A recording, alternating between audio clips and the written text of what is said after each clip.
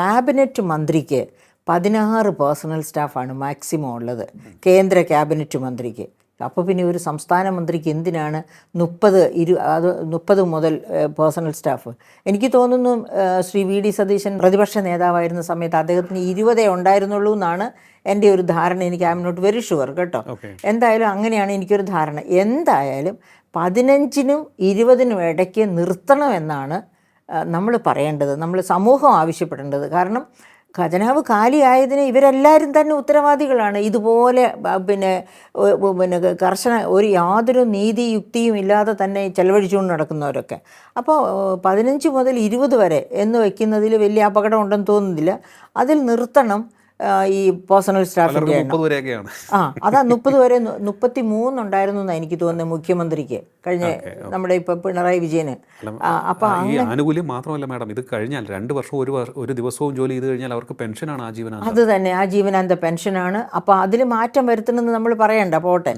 കാരണം ഞാൻ അങ്ങനെ ഒരിക്കൽ ചാനലിരുന്ന് സംസാരിച്ച് പണ്ട് UDF ഗവൺമെൻറ് ഇറങ്ങിയതിന് ശേഷം ഒരു UDFലെ ഒരു പ്രധാനപ്പെട്ട ഒരു മന്ത്രിയുടെ പേഴ്സണൽ സ്റ്റാഫ്, എനിക്കറിയാമായിരുന്നു അദ്ദേഹത്തെ. ചാനൽ ചർച്ച കഴിഞ്ഞ് ഇറങ്ങിക്കഴിഞ്ഞപ്പോഴത്തേന് എന്നെ വിളിച്ച് എന്തോ ഒരു പരിഭവമായിരുന്നു, അറിയാമോ, നിങ്ങളെപ്പോലുള്ളവരൊക്കെ ഇങ്ങനെയാണോ എന്ന് ചോദിച്ചുകൊണ്ട്, ഞങ്ങളോടൊന്നും ഒരു സപ്പോർട്ടില്ലല്ലോ എന്നും പറഞ്ഞുകൊണ്ട്.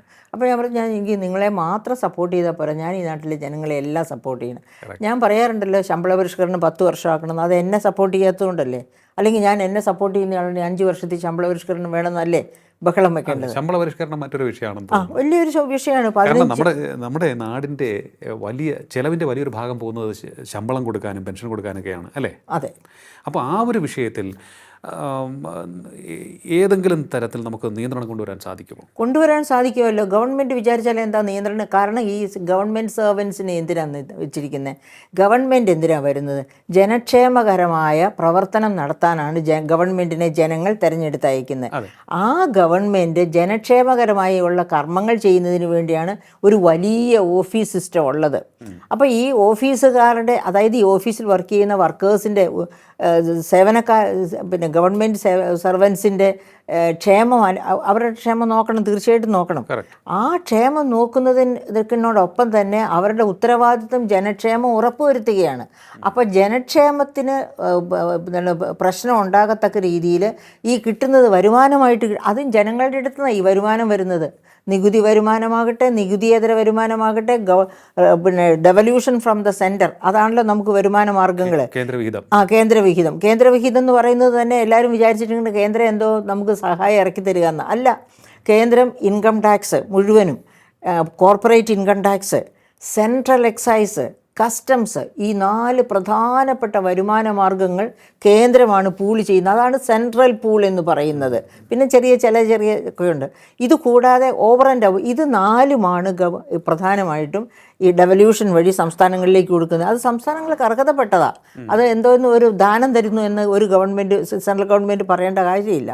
അപ്പോൾ ഈ 4 മാർഗത്തിലൂടെ സംഭരിക്കുന്ന പണം, ഇത് കൂടാതെ സെസ് വഴിയും സർചാർജ് വഴിയും, അത് 2 ടാക്സ് ഓൺ ടാക്സ് ആണ് സെസ്സും സർചാർജും. കേന്ദ്ര ഗവൺമെൻറ്റിന് കോൺസ്റ്റിറ്റ്യൂഷണലായിട്ട് തന്നെ അത് 2ഉം ചാർജ് ചെയ്യാനുള്ള അവകാശമുണ്ട്. അതുവഴിയും ഗവൺമെൻറ് ഇഷ്ടം പോലെ അത് എത്ര കൂടുതൽ പിരിക്കുന്നോ സെസ്സും സർചാർജും അത്ര കണ്ട് സംസ്ഥാനങ്ങൾക്ക് സെസ്സും സർചാർജും നികുതിയും പിരിക്കാനുള്ള സാധ്യത കുറയും. കാരണം എല്ലാം ജനങ്ങളുടെ തലയിലേക്കല്ലേ, ഒരേ ജനങ്ങളുടെ തലയിലേക്കല്ലേ. അതുകൊണ്ട് അപ്പോൾ അങ്ങനെ സംസ്ഥാനങ്ങൾക്ക് അർഹതയുള്ളതാണ് ഈ സെൻട്രൽ പൂളിൽ നിന്ന് കിട്ടേണ്ട ഡെവല്യൂഷൻ. അത് പിന്നെ തരുന്നതും ഒരു കാരണവശാലും കേന്ദ്ര സർക്കാരിൻ്റെ സൗജന്യമായിട്ട് കാണേണ്ട കാര്യമില്ല. അത് നീതിയുക്തമായി തന്നെ ഡിവോൾവ് ചെയ്യണം, താഴേക്ക് കൊടുത്തിരിക്കണം.